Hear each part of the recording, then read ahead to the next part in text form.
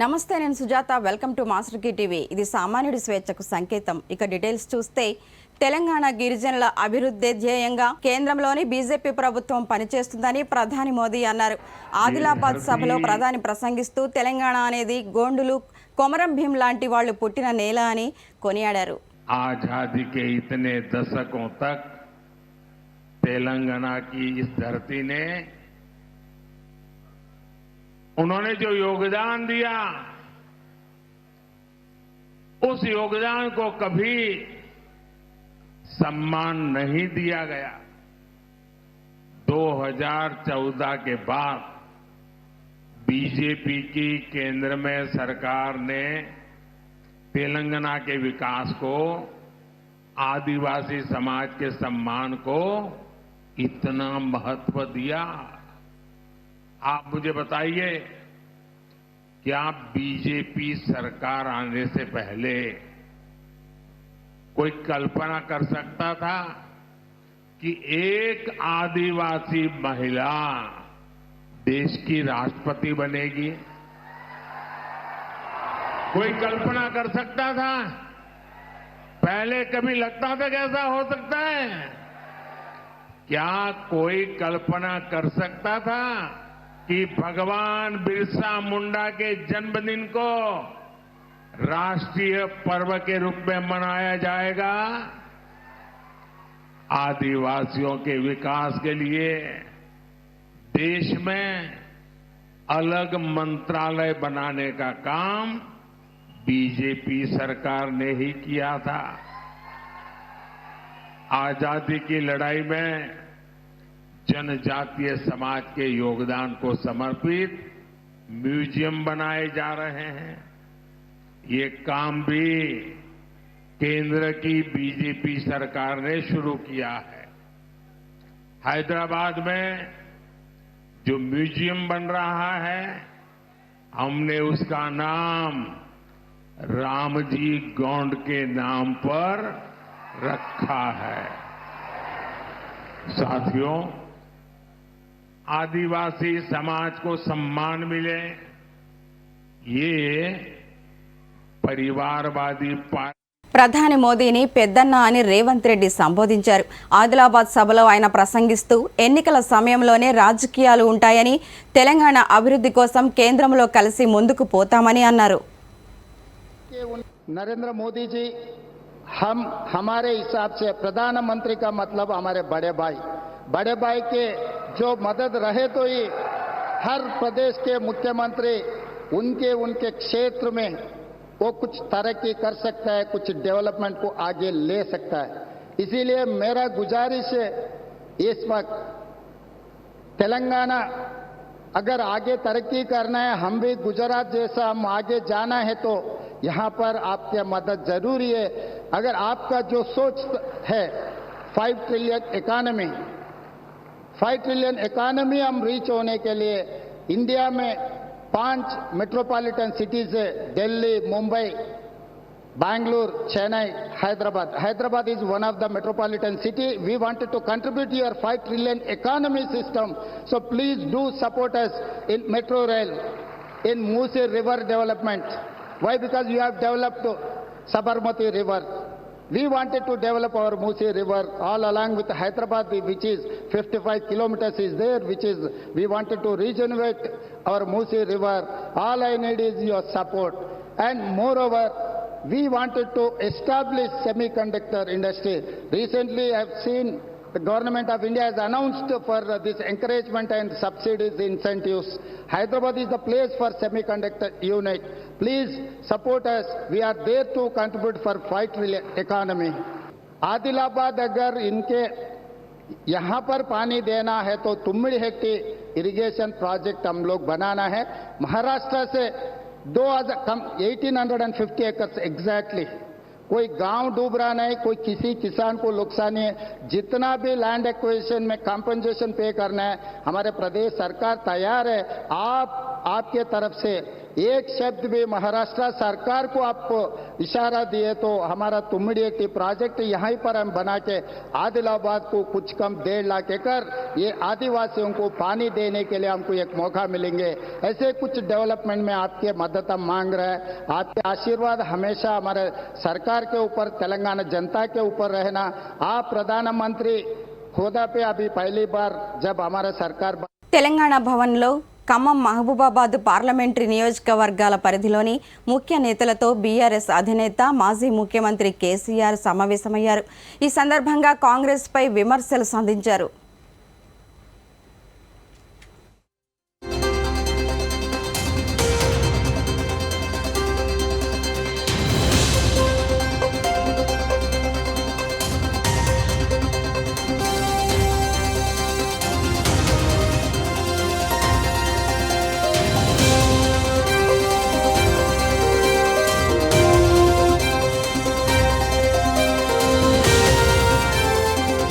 నెల్లూరు జిల్లా టీడీపీ నేత ఇళ్లలో సోదాలు కొనసాగుతున్నాయి. మాజీ మంత్రి నారాయణ ఇంట్లో పోలీసులు తనిఖీలు జరిగాయి. 15 మంది టీడీపీ నేతల ఇళ్లలో ఏకకాలంలో సోదాలు జరగడంపై కోమటిరెడ్డి శ్రీధర్ రెడ్డి ఆగ్రహం వ్యక్తం చేశారు. టీడీపీ మహిళా నేత విజితారెడ్డి ఇంటికి వెళ్లి అక్కడి పరిస్థితిని పరిశీలించారు.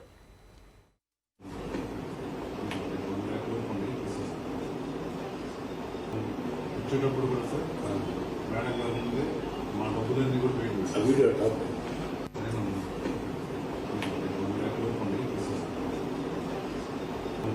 వచ్చేటప్పుడు కూడా సార్ మేడం గారు ముందే మా డబ్బులన్నీ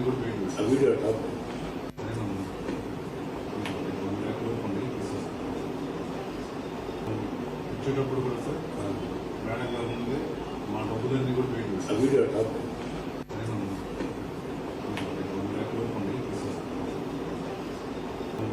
వచ్చేటప్పుడు కూడా సార్ మేడం గారు ముందే మా డబ్బులన్నీ కూడా పెయింట్ చేస్తాం. వీడియో టాప్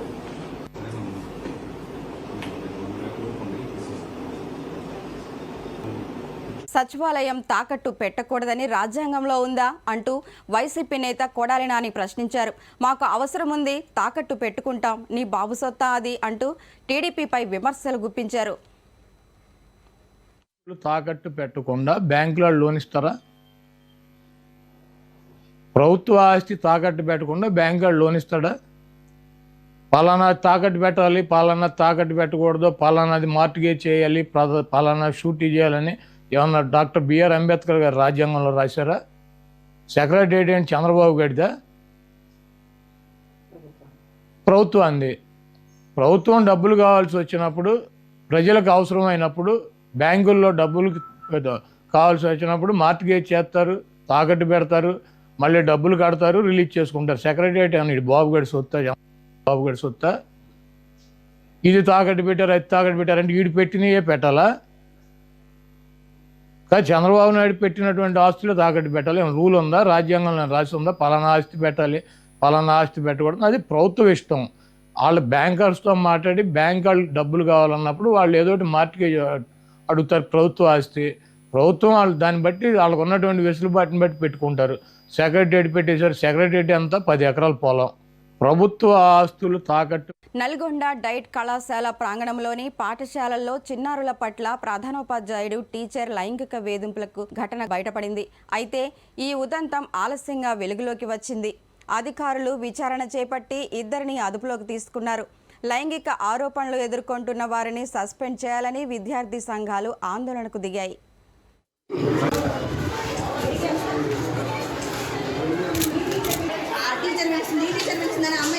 బిల్డింగ్ వెనకాల దాచుకుంటారు. ఆ చిన్న అమ్మాయిని సాకి చెప్పడానికి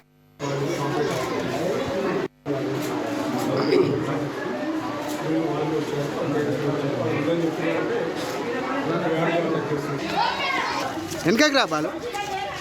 పిల్లలు చేస్తారండి, పిల్లలు రాకూడదు చెప్తుంది. అంటారు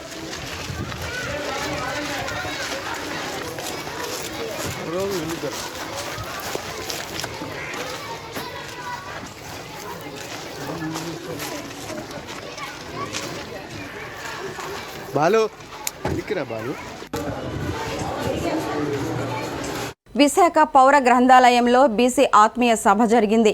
ఉత్తరాంధ్ర బీసీ చైతన్య వేదిక ఆధ్వర్యంలో జరిగిన బీసీ ఆత్మీయ సభలో ముఖ్య అతిథిగా రిటైర్డ్ తెలంగాణ డీజీపీ ఐపీఎస్ అధికారి బీఎస్పీ రాష్ట్ర కోఆర్డినేటర్ పూర్ణచంద్రరావు హాజరయ్యారు. ఈ సందర్భంగా ఆయన మాట్లాడుతూ బీఎస్పీ ఆశయాలు వచ్చి పార్టీలో చేరానని అన్నారు. ఉత్తరాంధ్రలో బహుజనులు అధికంగా ఉంటున్నారు, బహురాజ్యాధికారం లేదని అన్నారు.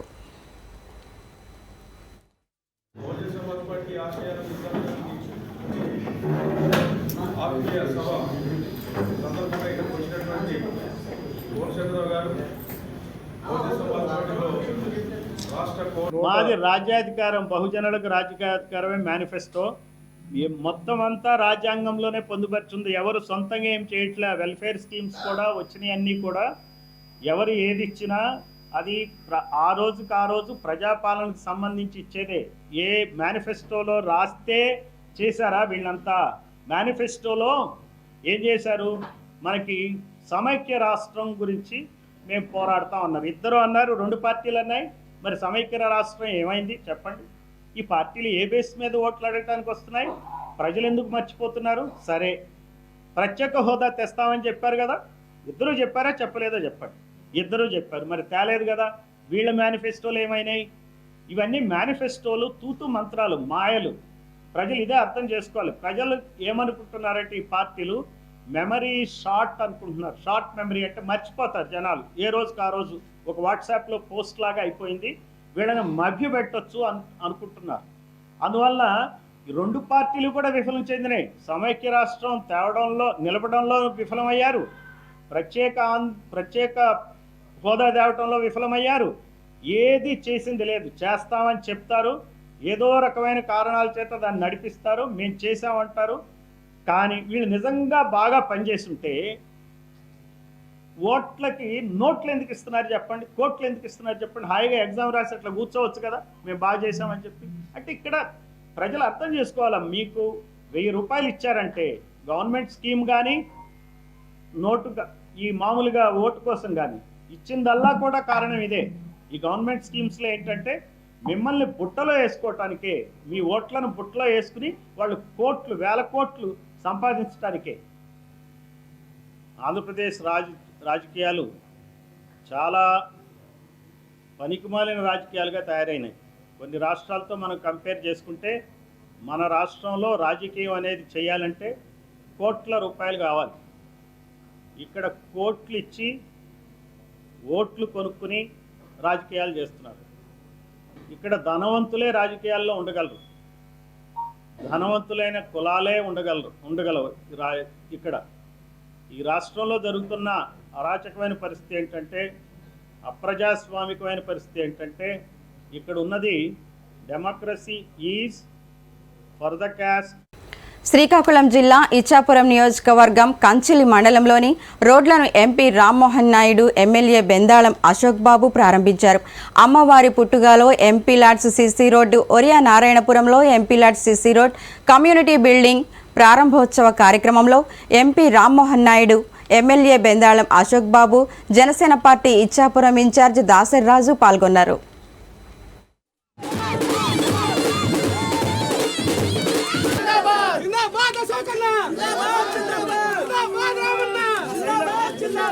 ఒరియా నారాయణపురం గ్రామం అనంటే తెలుగుదేశం పార్టీకి గుండెకాయ లాంటి గ్రామం.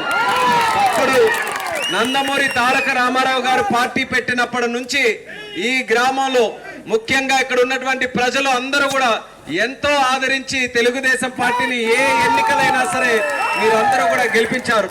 ఈ రోజు ఆ రుణం తీర్చుకునే భాగ్యం మాకు దక్కింది. మీరు అంత అభిమానం చూపినందుకు మన గ్రామంలో ఉన్నటువంటి కొన్ని సమస్యలకి మరి ఎంపీ నిధుల నుంచి కొంత డబ్బు ఖర్చు పెట్టి 2 వాటర్ స్కీములు, అలాగే మండపం, సీసీ రోడ్లు ఈ రోజు ప్రారంభోత్సవం చేసుకున్నాము. దానికి కారణం ఒరియా నారాయణపురం గ్రామం. మీరందరూ కూడా మా మీద చూపించినటువంటి అభిమానమే ఈ రోజు ఆ కార్యక్రమాలు చేసుకునే స్థాయికి మనం అందరం కూడా చేసుకోగలిగాం. మరి మీ అందరికీ కూడా కోరుకునేది, మళ్ళీ 2 నెలల్లో, అంటే 2 నెలలు కూడా లేవు, ఇంకా 40-50 రోజుల్లో ఎన్నికలు రాబోతున్నాయి. ఈ 5 సంవత్సరాలు మీరు అశోక్ అన్నని గెలిపించుకున్నారు, నన్ను ఎంపీగా గెలిపించుకున్నారు, కానీ ప్రభుత్వం పార్లమెంటు ఎన్నికలకు పగడ్బందీగా ఏర్పాటు చేసినట్లు రామగుండం పోలీస్ కమిషనర్ శ్రీనివాసులు చెప్పారు. రామగుండం కమిషనరేట్ పరిధిలోని జన్నారం పోలీస్ స్టేషన్ను రామగుండం పోలీస్ కమిషనర్ శ్రీనివాసులు సందర్శించారు. పోలీస్ స్టేషన్లో పలు రికార్డులను పరిశీలించారు. మండలానికి సంబంధించి అన్ని వివరాలు అడిగి తెలుసుకున్నారు. స్థానిక పోలీసులకు పలు సూచనలు చేశారు. ఈ సందర్భంగా కమిషనర్ శ్రీనివాసులు మాట్లాడుతూ రానున్న పార్లమెంటు ఎన్నికల నేపథ్యంలో పోలీస్ పరంగా ఎలాంటి పగడ్బందీ చర్యలు చేపట్టాలనే పలు అంశాల మీద జన్నారం పోలీస్ స్టేషన్ను సందర్శించడం జరిగిందన్నారు.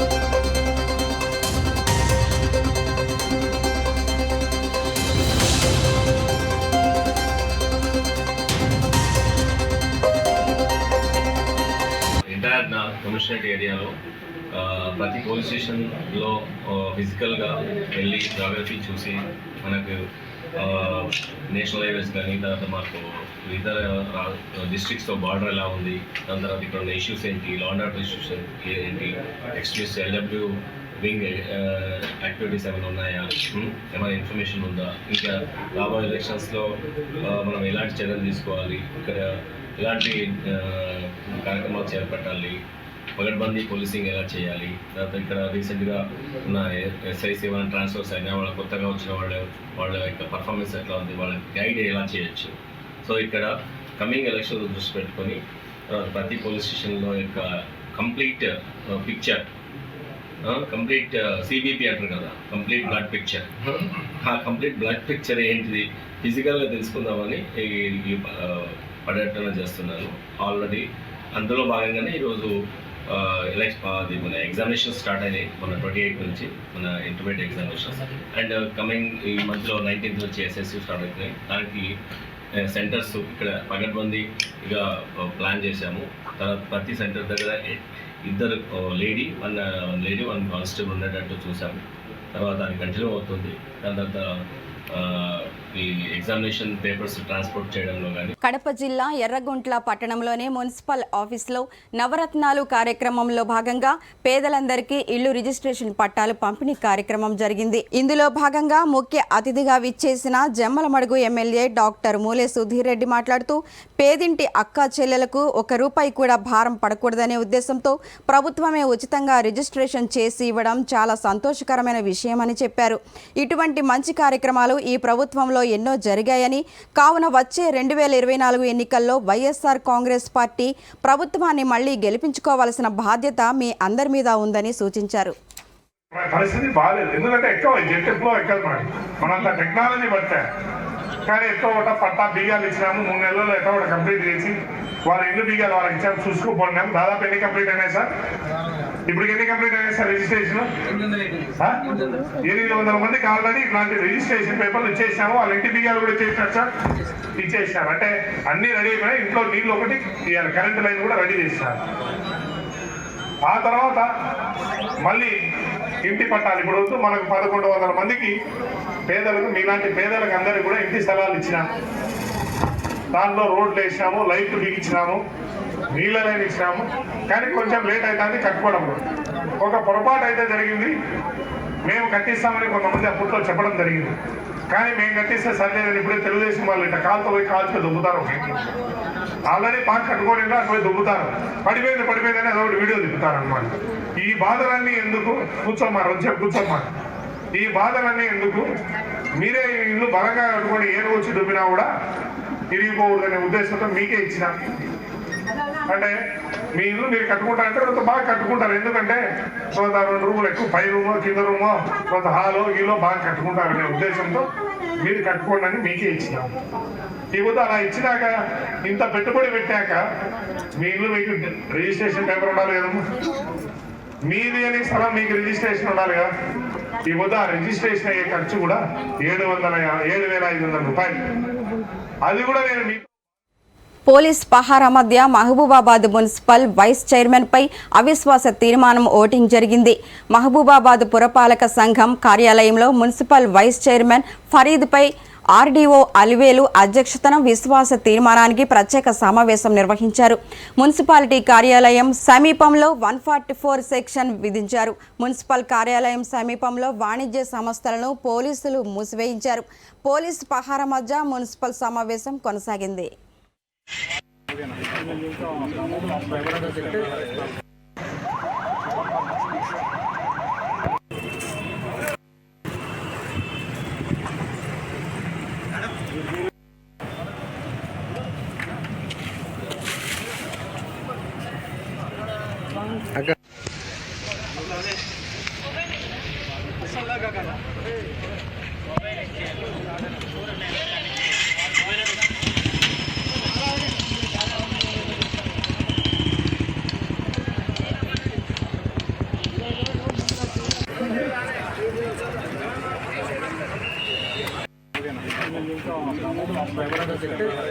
ప్రముఖ పుణ్యక్షేత్రం స్వయంభూ అయినవిల్లి విఘ్నేశ్వర స్వామి వారి ఆలయంలో ప్రముఖ సినీ నటి శ్రీలక్ష్మి వచ్చారు. స్వామివారిని దర్శించుకొని ప్రత్యేక పూజలు నిర్వహించారు. ఆలయ అధికారులు, అర్చక స్వాములు వేద ఆశీర్వాదం అందజేసి శేష వస్త్రాలతో సత్కరించారు. ఈ కార్యక్రమంలో ఆలయ ఈవో మునుసూరి సత్యనారాయణరాజు, ఆలయ చైర్మన్ గుత్తుల నాగబాబు, ఆలయ అర్చకులు పాల్గొన్నారు.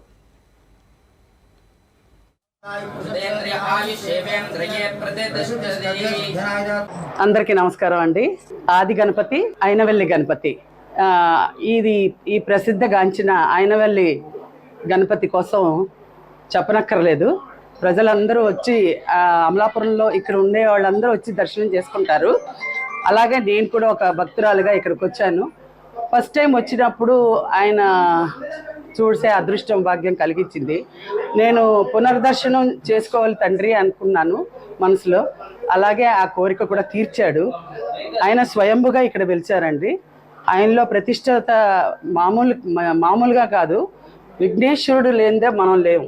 ఏ విఘ్నం లేకుండా ఏ పని మొదలుపెట్టినా ఆయన యొక్క ఆశీర్వాదంతో మనం డ్వాక్రా వెలుగు యానిమేటర్ సమస్యలు పరిష్కారం చేయాలని సిఐటియు జిల్లా కార్యదర్శి కె కృష్ణవేణి ఆధ్వర్యంలో అంబేద్కర్ కోనసీమ జిల్లా అమలాపురం జిల్లా కలెక్టరేట్ ఎదుట నిరసన తెలియజేశారు.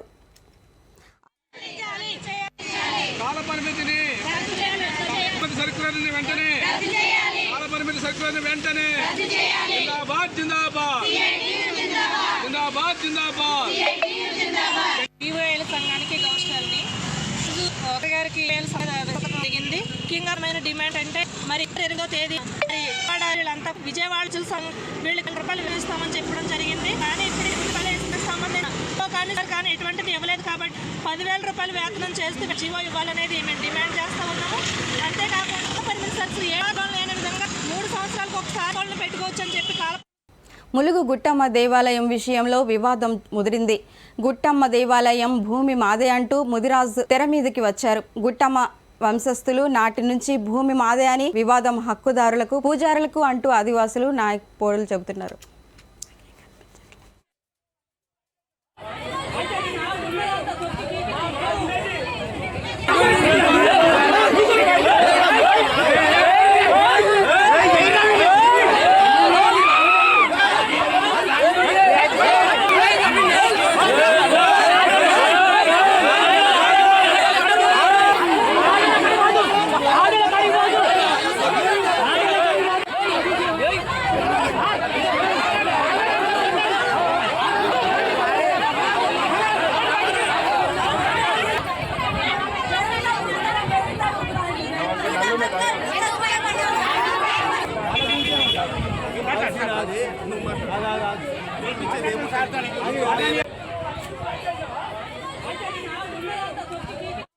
అనకాపల్లి జిల్లా నక్కలబల్లి మండలం ఉప్మాక నుండి ఎంఆర్ఓ కార్యాలయం వరకు విశాఖ టు చెన్నై ఇండస్ట్రియల్ కారిడార్కు భూములు కోల్పోతున్న గ్రామస్తులకు ర్యాలీ నిర్వహించి ధర్నా చేపట్టారు. స్థానిక ఎంఆర్ఓకు డిమాండ్ పత్రం అందజేశారు. తదనంతరం భూ నిర్వాసితులు మాట్లాడుతూ Visakha to Chennai industrial corridor కోసం భూములను కోల్పోతున్న గ్రామస్తులకు ప్రభుత్వం ఇస్తానన్న నష్టపరిహారం పూర్తి స్థాయిలో ఇవ్వాలని కోరారు. ఆ తర్వాతే తమ భూములు తీసుకోవాలని, ఇళ్లు కోల్పోతున్న తమకు ప్రత్యామ్నాయంగా చూపించాలని డిమాండ్ చేశారు. ఈ ప్రాంతంలో 2016 నుంచి ఈనాటి వరకు 2024 వరకు 8 సంవత్సరాల కాల పరిమితి ఇప్పటి వరకు ఎవరు కూడా R&R ప్యాకేజ్ అనేది దాన్ని అమలు చేయలేదు. R&R ప్యాకేజ్ ఇస్తారని చెప్పి రైతులు ఎన్నో కాలం నుంచి ఆశపడుతున్నా కూడా ఇప్పటి వరకు ఎవరికి వాళ్ళ కళ నెరవేరలేదు.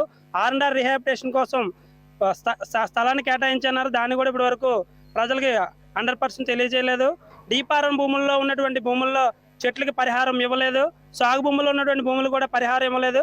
జరైతీ భూముల్లో ఇంకా 5 to 10% భూములకి పరిహారం ఇవ్వలేదు. R&R ప్యాకేజ్ 18 సంవత్సరాల నిన్న ప్రతి ఒక్కరికి కూడా ప్యాకేజ్ ఇవ్వలేదు. మత్స్యకారుల గ్రామాల్లో ఉన్నటువంటి మత్స్యకారులకు ఎవరు కూడా ఇప్పటివరకు ప్యాకేజ్ విషయమై ఎన్యూమరేషన్ రిపోర్ట్స్ ఏమీ సబ్మిట్ చేయలేదు. రిపోర్ట్స్ తయారు చేయలేదు. నక్కపల్లి మండలంలో ప్రభుత్వం వారు ఏపీఐఐసి వారి ద్వారా రాజీపేట, బుచ్చిరాజపేట, చందనాడ, వేంపాడు, డిఎల్పురం రెవెన్యూ గ్రామాల్లో సుమారుగా 5,500 ఎకరాలు వైజాగ్ చెన్నై ఇండస్ట్రియల్ కారిడార్ ఏర్పాటు కోసం సేకరించారు. జరైతీ భూములకి 18 లక్షల రూపాయలు నష్టపరిహారం చెల్లించడం జరిగింది. అయితే 2013 భూసేకరణ చట్ట ప్రకారం భారతదేశ అత్యున్నత న్యాయస్థానమైనటువంటి సుప్రీంకోర్టు ఆదేశాల మేరకు జరైతీ భూమితో సమానంగా డీఫార్మ్ భూమికి నష్టపరిహారం చెల్లించాల్సి ఉంది.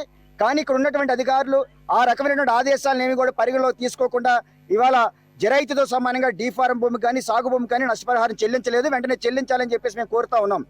అదే మాదిరిగా 2018 ఆగస్టు 22వ తేదీన ఈనాడు ముఖ్యమంత్రిగా ఉన్నట్టు జగన్మోహన్ రెడ్డి గారు ఆనాడు ప్రతిపక్ష నాయకులుగా మహాసంకల్ప పాదయాత్రలో పాయికరేపేట నియోజకవర్గం కోటవర్ట్ల మండలంలో జరిగినటువంటి సమావేశంలో వైఎస్ఆర్సీపీ ప్రభుత్వం అధికారంలోకి వచ్చిన తర్వాత 2013 భూసేకరణ చట్టాన్ని అమలు చేసి ఈ భూసేకరణ ద్వారా ఉపాధి కోల్పోతున్నటువంటి వారిని, రైతుల్ని, కూలీల్ని, మత్స్యకారుల్ని, దళితుల్ని అందరినీ కూడా ఆదుకుంటామని చెప్పి ఆయన హామీ ఇచ్చారు. 2013 భూసేకరణ చట్టం చాలా స్పష్టంగా చెప్తా ఉంది, 18 సంవత్సరాలు నిండిన ప్రతి ఒక్కరికి కూడా ప్యాకేజీ ఇవ్వాలి. కాబట్టి ఈ సందర్భంగా మేము ప్రభుత్వాన్ని డిమాండ్ చేస్తా ఉన్నాం, ముఖ్యమంత్రి గారిని కోరుతా ఉన్నాం. ఈ ప్రాంతంలో ఎవరైతే ఇల్లులు కోల్పోతా ఉన్నారో ఇల్లులు కోల్పోయిన కుటుంబాల్లో 18 సంవత్సరాల నిండిన ప్రతి ఒక్కరికి 25 లక్షల రూపాయల ప్యాకేజీ ఇవ్వాలి. నర్సీపట్నం అసెంబ్లీ నియోజకవర్గంలో వచ్చే అసెంబ్లీ ఎన్నికల్లో వైఎస్ఆర్ కాంగ్రెస్ పార్టీ విజయకేతనం ఎగరవేయబోతుండగా నర్సీపట్నం ఎమ్మెల్యే పట్ల ఉమాశంకర్ గణేష్ వెల్లడించారు. నియోజకవర్గంలో పార్టీ అధిష్టానం 3 దఫాలుగా జరిగిన సర్వేలో ఇదే విషయం స్పష్టమైందని తెలిపారు. ఎమ్మెల్యే క్యాంపు కార్యాలయం మేము సిద్ధం మన బూత్ కార్యక్రమంలో భాగంగా బూత్ కన్వీనర్లతో జరిగిన ప్రత్యేక సమావేశంలో ఎమ్మెల్యే గణేష్ మాట్లాడారు. సుమారు 30,000 మెజారిటీతో విజయం సాధిస్తామన్నారు. తెలుగుదేశం, జనసేన ఉమ్మడిగా పోటీ చేసిన వైఎస్ఆర్ కాంగ్రెస్ పార్టీ 50% ఓట్లు సాధిస్తామని చెప్పారు. ఈ కార్యక్రమంలో నర్సీపట్నం అసెంబ్లీ నియోజకవర్గంలోని నర్సీపట్నం, నాతవరం, మాకవరపాలెం, గోల్కొండ మండలాలకు చెందిన ఎంపీపీలు, జెడ్పీటీసీలు, మండల పార్టీ అధ్యక్షులు, సచివాలయ కన్వీనర్లు, మున్సిపల్ చైర్మన్, వైస్ చైర్మన్లు, కౌన్సిలర్లు పెద్ద సంఖ్యలో బూత్ కన్వీనర్లు హాజరయ్యారు.